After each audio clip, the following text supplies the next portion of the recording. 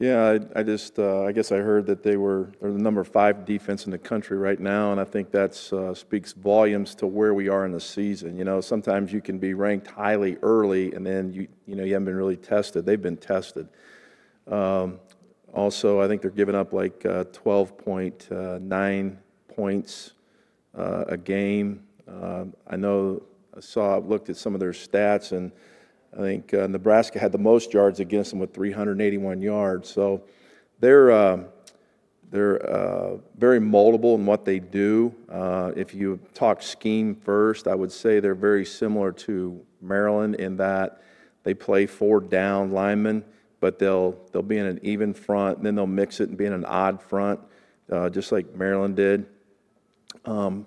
Personnel-wise, probably hard to compare, but they're very good up front. They've got 2 defensive linemen inside that are very stout and strong and really quick with their hands, and they've got a defensive end that's a really good pass rusher. And when you just watch them, they don't stay blocked long. They get off blocks really well in pursuit of the ball. They don't give up a lot of deep plays, long balls or anything like that. So they just play well as a defense, and they're very talented. What have you seen from Wap in terms of his improvement this year? What needs to continue to get better? Well, anytime a freshman comes in, and he wasn't here last spring or anything like that. Training camp was his first go around with our system and everything like that. And that takes time. It takes time to develop any freshman, technique-wise. Plus, they have to learn the system. And he's just, he's stayed the course. Wops just has so much energy all the time. I mean, he's fun to be around, but he's really gotten. I think Grant Hurd's done a great job with him of just bringing him along and really getting him in fundamentally.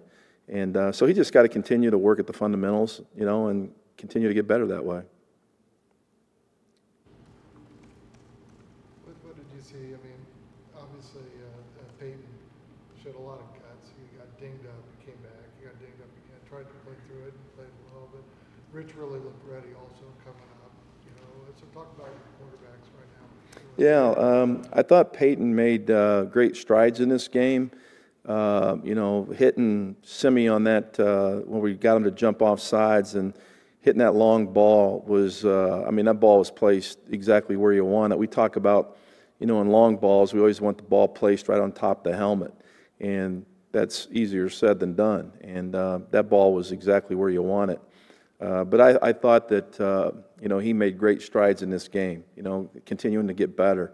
And as you mentioned, it speaks volumes to where Rich came in and played. He's not getting as many reps as what he was getting earlier. And he mentally and physically was ready to play. So very proud of him.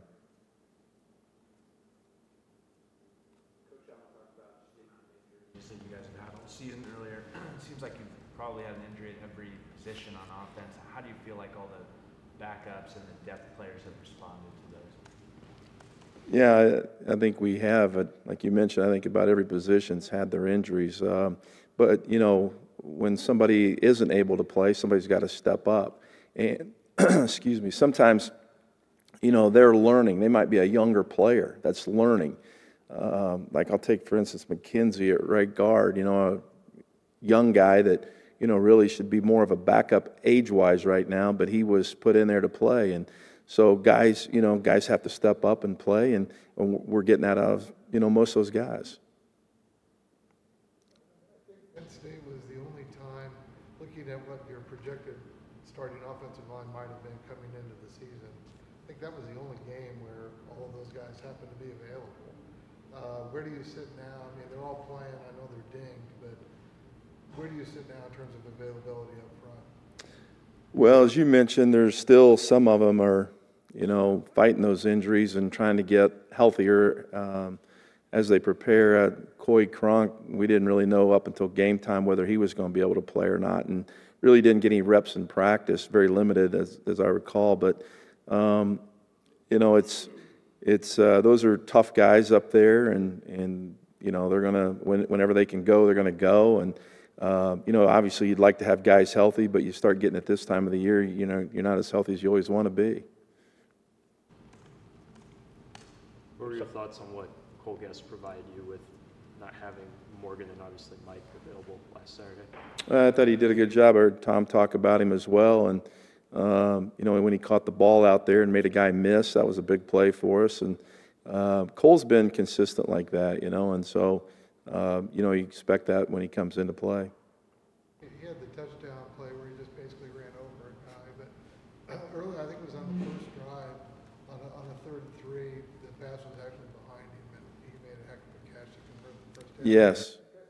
I feel pretty well. Yes, that was a great catch, as you mentioned. I mean, I didn't know that he was going to make that catch for sure, but he did, and those are some of the skills he's continuing to work at too. Improve his catching skills even more so. But it was a great catch.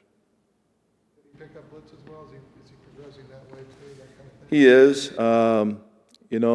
Every defense we play always has different fronts and different blitzes and blitz patterns, and so it's all of them. Have to start from we started working on it yesterday, but obviously we don't practice today, but tomorrow we'll, continue that. And so he's like one of those guys that, we've got to get reps at different things, but he's done a good job of picking it up. With Ian obviously been nursing an injury the last few weeks, Ryan Watercotter's been thrown into action more. What have you seen out of him? Well, one thing about Ryan is he's always going to, play hard. And in fact, Ryan and I were just talking about yesterday a little bit. He's got to improve his pad leverage. He's got to get lower. And, he's not a big guy. He's about a little over 225. So, when you're smaller, you got to play lower. And that's one thing that he's continuing to work at. With Ian banged up, maybe not so much Saturday, but just with some of the red zone struggles in previous games, how much does it hurt having him so limited where he might be that guy when you get down there, he gives you that mismatch over the middle? Yeah, it hurts, but yet, you got to find other ways too. And, we've, this past two games really, we've gone with, some 4 wide stuff. And, those guys have done a good job. But, you like a big body down there to throw the ball to. So, hopefully this week he'll be healthier and we can utilize him that way.